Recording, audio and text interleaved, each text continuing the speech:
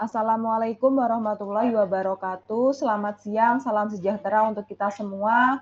Pada siang hari ini kami akan mempresentasikan hasil kerja kami. Sebelumnya, izinkan kami untuk memperkenalkan diri. Kami dari kelompok 3, angkatan 30, kelompok kecil 1.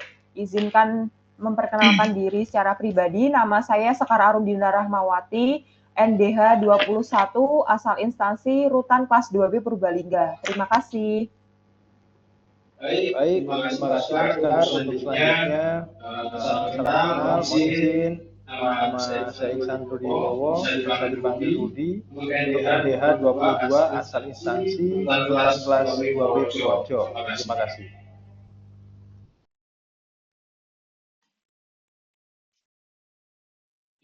Izin memperkenalkan diri, nama saya Muhammad Rizky Aldi Nugroho, NDH 23, asal UPD Rutan kelas 2B Purworejo. Mohon izin perkenalan diri, nama saya Muhammad Dimas Prasetyo, NDH 24, asal UPD Rutan kelas 2B Purworejo. Selamat siang teman-teman, izin memperkenalkan diri. Nama saya Muhammad Masud Saifuddin dengan NDH 25. Saya berasal dari UPD Rutan kelas 2B Purworejo. Baik, terima kasih untuk perkenalannya. Pada siang hari ini, kami akan mempresentasikan materi terkait identifikasi kasus keterlibatan oknum petugas dalam peredaran narkoba di lapas atau rutan. Tema ini kami angkat karena peredaran narkoba di dalam lapas dan rutan masih menjadi isu yang harus mendapat perhatian khusus, terutama apabila melibatkan oknum petugas. Permasalahan ini berkaitan dengan integritas ASN, konflik kepentingan, serta penerapan nilai-nilai ASN berakhlak dalam pelaksanaan tugas. Untuk itu, bisa dibantu next slide-nya. Baik, untuk pendahuluan, narkoba merupakan salah satu ancaman yang serius bagi sistem pemasyarakatan karena mengganggu keamanan, ketertiban, serta proses pembinaan warga binaan. Peredaran narkoba yang melibatkan oknum petugas menunjukkan pentingnya penguatan integritas, pengawasan, dan penerapan nilai-nilai ASN berakhlak dalam pelaksanaan tugas sehari-hari. Lalu selanjutnya ada latar belakang. Meskipun berbagai upaya pencegahan telah dilakukan, kasus peredaran narkoba di dalam lapas dan rutan masih seringkali ditemukan. Kondisi ini menjadi perhatian publik dan pemerintah karena dapat merusak citra institusi pemasyarakatan, serta menimbulkan ketidakpercayaan masyarakat terhadap aparat penegak hukum. Lalu selanjutnya, keterlibatan oknum petugas dalam peredaran narkoba merupakan bentuk penyalahgunaan wewenang dan pelanggaran terhadap kode etik ASN. Tindakan tersebut tidak hanya melanggar hukum, tetapi juga menghambat tujuan pembinaan warga binaan, mengganggu keamanan lapas atau rutan, serta mencederai nilai-nilai integritas dan profesionalisme yang harusnya dijunjung tinggi oleh setiap petugas pemasyarakatan.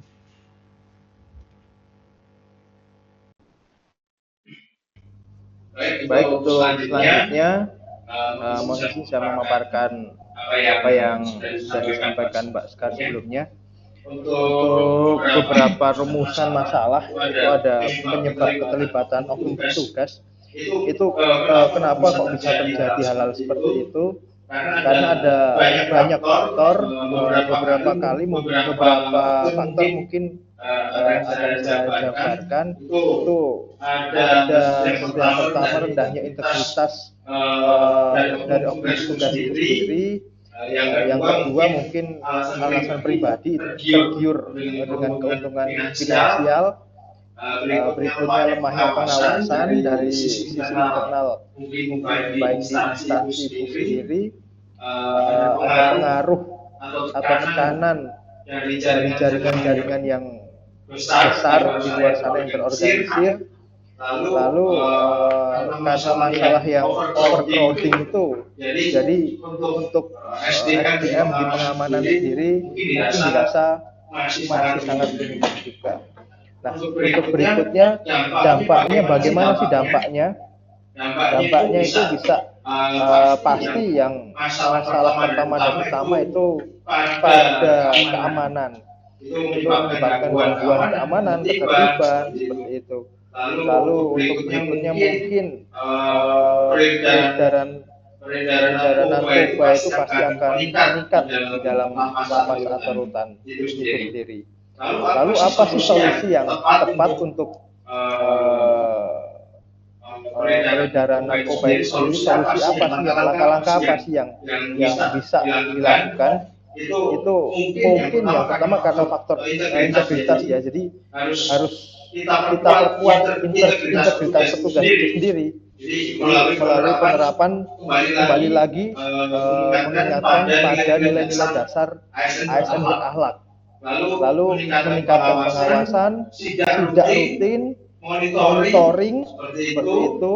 Mungkin ada sanksi-sanksi yang tegas juga untuk oknum petugas yang nakal dalam tanda kutip, melakukan rotasi petugas secara berkala, mengoptimalkan pembinaan nih yang pasti.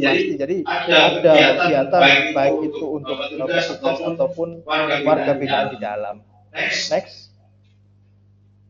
Nah, kalau kita bicara identifikasi penyebab seperti yang sudah saya jelaskan tadi, mungkin penyebab tadi sudah saya jabarkan, solusi juga sudah. Nah, ini kita masuk ke konflik kepentingan sebenarnya. Konflik kepentingan itu biasanya yang banyak terjadi itu pasti ada motif-motif atau kepentingan pribadi. Jadi memperoleh keuntungan finansial, fasilitas tertentu yang sudah dari petugas sama warga binaan melakukan dealing tertentu. Lalu kita harus menjalankan tugas dan tanggung jawab untuk menjaga keamanan sama ketertiban itu. Jangan saling tumpang tindih kepentingan supaya konflik-konflik yang seperti itu dapat diminimalisir seperti itu. Next. Nah, untuk gambaran kasus yang ada dalam masalah ini seperti apa? Jadi oknum petugas itu membantu jalannya masuk narkoba dalam rutan atau lapas. Itu modus-modusnya antara lain meloloskan barang bawaan tanpa pemeriksaan yang sesuai prosedur. Jadi itu yang pertama. Yang kedua mungkin bisa dengan memanfaatkan jam tugas untuk memfasilitasi komunikasi antara warga binaan dan jaringan narkoba yang ada di luar. Terus menerima titipan barang itu juga bisa jadi salah satu faktor. Jadi titipan barang dari pihak-pihak tertentu itu diserahkan kepada warga binaan tanpa melalui pemeriksaan. Lalu itu yang dapat dimanfaatkan petugas atau petugas memanfaatkan akses dan kewenangan yang dimiliki itu dengan semaunya sendiri, dengan wewenang seperti itu. Next. Nah, ini kita kalau bicara pihak yang terlibat dalam peredaran narkoba itu ada oknum petugas, warga binaan yang ada di dalam, dan jaringan pengedar eksternal. Nah, itu dari oknum petugas sendiri itu seperti yang tadi sudah saya sampaikan, itu menyalahgunakan wewenang yang pasti, akses, lalu jabatannya untuk membantu masuknya narkoba di dalam lapas atau rutan. Dari warga binaan sendiri pasti itu ada perannya sebagai penerima, sebagai pengguna, sebagai pengedar, atau malah justru yang di dalam itu warga binaan bisa menjadi pengendali dari peredaran narkoba yang ada di luaran sana. Untuk yang terakhir, ada jaringan pengedar eksternal itu pasti orang-orang yang di luar daripada lapas atau rutan itu dia menyuplai narkoba, lalu menjalin komunikasi dan kerjasama dengan petugas maupun warga binaan. Pasti ini akan berimbas ke imbalan uang atau keuntungan untuk memperlancar proses masuknya barang terlarang itu sendiri. Seperti itu. Baik, selanjutnya izin menjelaskan terkait faktor penyebab internal. Yang pertama yaitu integritas yang rendah. Merujuk pada lemahnya karakter moral seseorang. Orang dengan integritas rendah mudah tergoda oleh kepentingan pribadi, tidak teguh memegang prinsip, dan perilakunya tidak konsisten dengan norma yang sudah ditetapkan dan seharusnya mereka laksanakan. Penyebab yang kedua yaitu motif ekonomi, dorongan finansial yang mendorong seseorang bertindak menyimpang. Ini bisa berasal dari gaya hidup yang konsumtif, tekanan kebutuhan mendesak, maupun godaan keuntungan besar dan cepat yang sulit ditolak. Yang ketiga yaitu kurangnya kesadaran etika profesi. Terjadi ketika seseorang tidak benar-benar memahami atau menghayati kode etik dalam pekerjaannya. Akibatnya pelanggaran dianggap biasa dan nilai-nilai moral seperti kejujuran tidak tertanam kuat dalam dirinya. Selanjutnya ada faktor penyebab eksternal. Yang pertama, tekanan dari jaringan narkoba. Pengaruh yang datang dari luar diri individu, bersifat memaksa dan terorganisir. Jaringan narkoba tidak hanya menggunakan kekerasan dan ancaman, tetapi juga pendekatan yang halus seperti suap, membangun kedekatan personal hingga menjebak seseorang masuk ke dalam keterlibatan kecil yang lama-lama tidak bisa dihindari. Faktor penyebab eksternal yang kedua, peluang akibat lemahnya pengawasan. Berkaitan dengan sistem dan lingkungan kerja yang tidak berjalan sebagaimana mestinya. Ketika kontrol internal lemah, sanksi tidak tegas, tidak ada audit berkala, dan budaya lingkungan sudah permisif terhadap pelanggaran. Maka celah untuk menyimpang menjadi sangat terbuka lebar.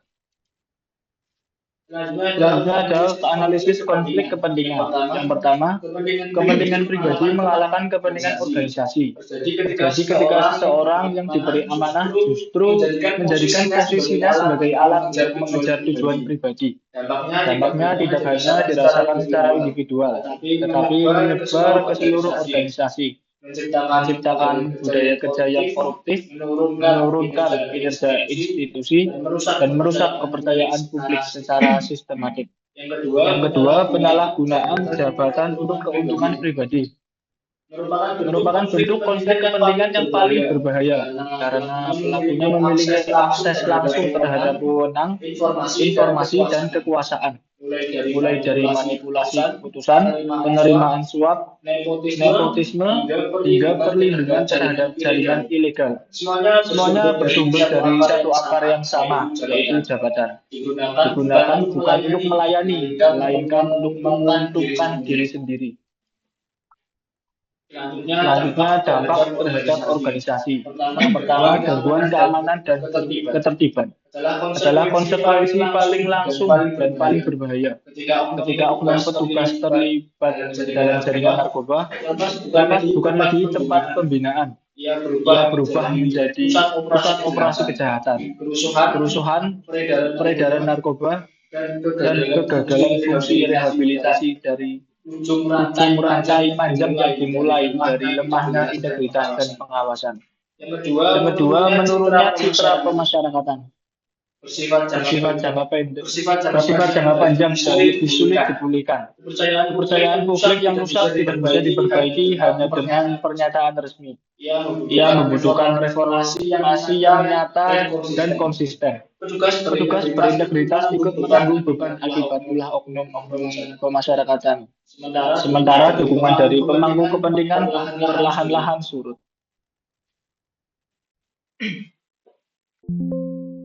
Untuk selanjutnya yaitu dampak terhadap masyarakat. Yang pertama, menurunnya kepercayaan publik. Keterlibatan oknum petugas dalam peredaran narkoba menimbulkan persepsi negatif terhadap institusi kemasyarakatan. Yang kedua, masyarakat menjadi ragu terhadap komitmen pemerintah dalam memberantas narkoba. Kepercayaan terhadap profesionalisme dan integritas ASN di lingkungan kemasyarakatan jadi ikut menurun. Yang kedua yaitu meningkatnya resiko kejahatan narkotika. Yang pertama, peredaran narkoba yang terjadi di dalam lapas atau rutan dapat memperkuat jaringan narkoba yang sudah ada. Warga binaan berpotensi tetap terlibat dalam aktivitas peredaran narkoba meskipun sedang menjalani pidana. Dampaknya tidak hanya terasa di dalam lapas atau rutan, tetapi juga meluas ke masyarakat setelah warga binaan kembali ke lingkungan sosialnya. Slide selanjutnya, nilai ASN berakhlak yang dilanggar. Yang pertama, berorientasi pelayanan, yaitu petugas tidak menjalankan tugas untuk memberikan pelayanan yang aman dan berkualitas kepada masyarakat. Tindakan membantu peredaran narkoba bertentangan dengan tujuan pemasyarakatan. Yang kedua, akuntabel. Menyalahgunakan kewenangan yang diberikan negara untuk kepentingan pribadi itu tidak baik. Yang kedua, tidak mampu mempertanggungjawabkan tindakan sesuai aturan dan peraturan yang berlaku. Yang selanjutnya untuk kompeten, tidak menerapkan pengetahuan dan kemampuan profesionalnya dalam menjaga keamanan serta ketertiban di lapas atau rutan. Yang kedua, mengabaikan standar operasional prosedur atau SOP dan kode etik profesi. Untuk selanjutnya, loyal, yaitu tidak menunjukkan kesetiaan terhadap organisasi, negara, dan tujuan dari pemasyarakatan. Yang kedua, lebih mengutamakan kepentingan pribadi dibandingkan kepentingan instansi. Untuk selanjutnya, harmonis. Perilaku tersebut merusak hubungan kerja yang sehat dan menimbulkan ketidakpercayaan antar pegawai. Yang kedua, menciptakan kondisi lingkungan kerja yang tidak kondusif serta berpotensi menimbulkan konflik internal. Slide selanjutnya, analisis USG atau tingkat kegentingan urgensi.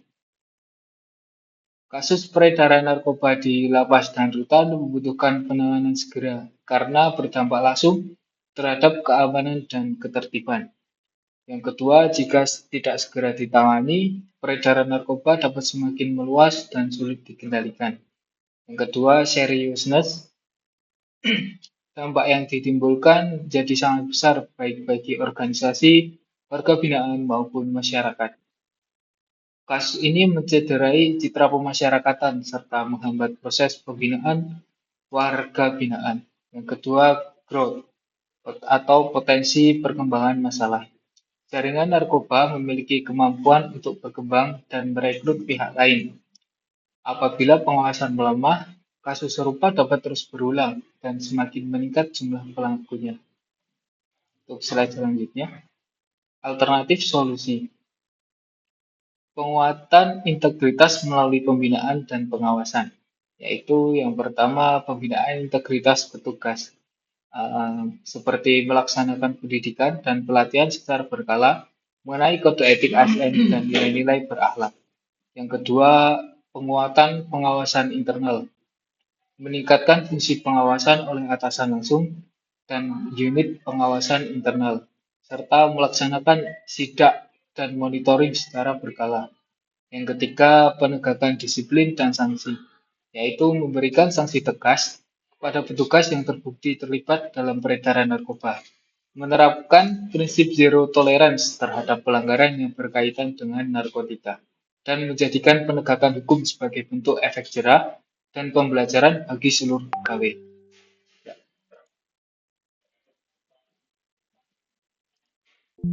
Ya, pada slide selanjutnya ada alternatif solusi yang kedua. Pada poin yang pertama ada optimalisasi teknologi pengamanan. Jadi optimalisasi teknologi pengamanan itu dilakukan melalui pemanfaatan sistem pengawasan dan monitoring yang berbasis digital. Penerapan teknologi ini mendukung deteksi dini potensi gangguan keamanan, percepat respon petugas, serta meningkatkan akurasi dan efisiensi pelaksanaan tugas pengawasan.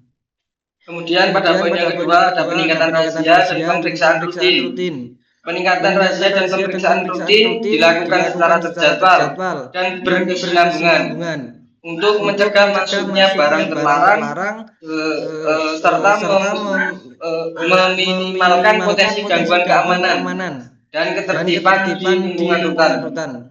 Kegiatan ini mempunyai tujuan untuk memperkuat deteksi dini, meningkatkan kedisiplinan, serta menciptakan kondisi rutan yang aman, tertib, dan kondusif. Setelah itu ada rencana aksi. Rencana aksi ada 3. Yang pertama ada sosialisasi anti narkoba. Sosialisasi anti narkoba dilaksanakan sebagai upaya untuk meningkatkan pemahaman dan kesadaran seluruh pihak di lingkungan rutan mengenai bahaya penyalahgunaan serta peredaran gelap narkoba. Kegiatan ini dilakukan melalui penyuluhan, edukasi, dan kampanye preventif guna menumbuhkan komitmen bersama dalam menciptakan lingkungan yang bersih dari narkoba serta mendukung terwujudnya keamanan dan ketertiban. Untuk monitoring berkala.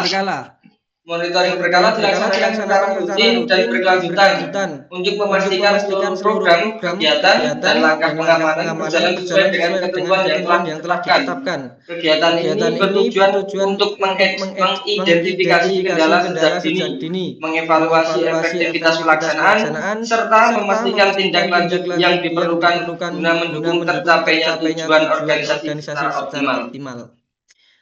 Yang terakhir ada whistleblowing system.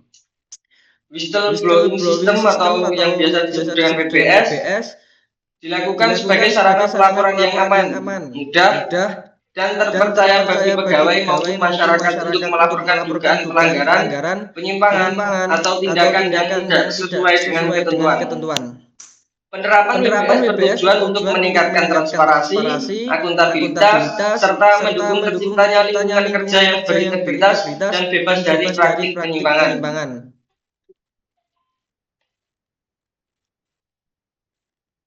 Hasil yang diharapkan yaitu yang pertama adalah meningkatkan integritas petugas. Seperti yang dijelaskan sebelumnya, salah satu faktor penyebab terjadinya penyalahgunaan narkoba di lapas dan rutan adalah integritas petugas. Jadi kita harus meningkatkan integritas petugas yang nantinya ditunjukkan melalui sikap profesional, jujur, disiplin, serta konsisten dalam melaksanakan tugas sesuai dengan peraturan dan kode etik. Sehingga terciptanya lingkungan kerja yang akuntabel, transparansi, dan bebas dari penyimpangan. Terwujudnya lingkungan lapas dan rutan yang bersih dari narkoba melalui pencegahan, pengawasan, dan penindakan yang efektif, sehingga terciptanya kondisi yang aman, tertib, dan kondusif bagi pelaksanaan pembinaan serta pelayanan masyarakat. Yang kedua, lingkungan lapas dan rutan yang aman dan bersih dari narkoba. Apabila integritas petugas sudah baik, sudah meningkat, nanti akan terwujud lingkungan lapas dan rutan yang aman dan bersih. Apalagi dari barang-barang terlarang seperti narkoba, handphone liar, dan pungli. Maka dari itu, kita sebagai petugas masyarakat atau masyarakatan harus menciptakan lingkungan lapas atau rutan yang aman dan bersih. Kesimpulan dan rekomendasi. Kesimpulan yaitu penerapan ASN berakhlak menjadi kunci pencegahan. Penerapan nilai ASN berakhlak merupakan kunci utama dalam upaya pencegahan berbagai pelanggaran dan penyimpangan di lingkungan kerja. Melalui penguatan integritas, akuntabilitas, profesionalisme, dan kolaborasi, ASN dapat menjalankan tugas secara optimal, serta menciptakan budaya kerja yang positif dan berintegritas. Oleh karena itu, diperlukan komitmen seluruh pegawai untuk terus menginternalisasikan nilai-nilai ASN berakhlak melalui sosialisasi, keteladanan pemimpin, dan pengawasan yang berkelanjutan guna mewujudkan lingkungan kerja yang aman, tertib, dan bebas dari penyimpangan. Setelah itu ada rekomendasi, yaitu pengawasan dan integritas harus diperkuat secara berkelanjutan. Pengawasan dan integritas merupakan faktor penting dalam menjaga keamanan, ketertiban, serta kualitas pelaksanaan tugas di lingkungan kerja. Oleh karena itu, peningkatan pengawasan dan penguatan integritas harus dilakukan secara berkelanjutan melalui pengawasan yang efektif, penegakan aturan yang konsisten, dan pembinaan kepada seluruh pegawai. Dengan komitmen bersama dan evaluasi yang berkesinambungan, diharapkan dapat tercipta lingkungan kerja yang profesional, akuntabel, dan bebas dari berbagai bentuk penyimpangan. Mas.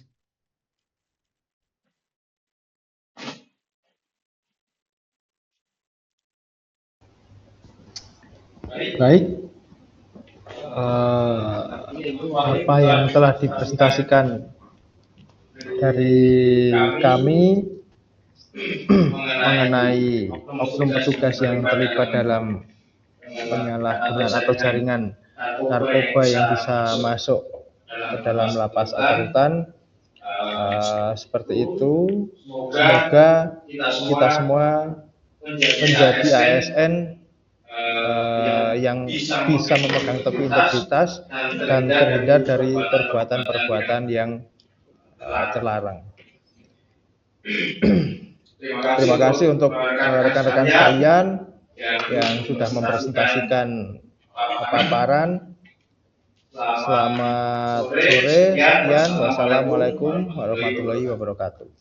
Waalaikumsalam warahmatullahi wabarakatuh.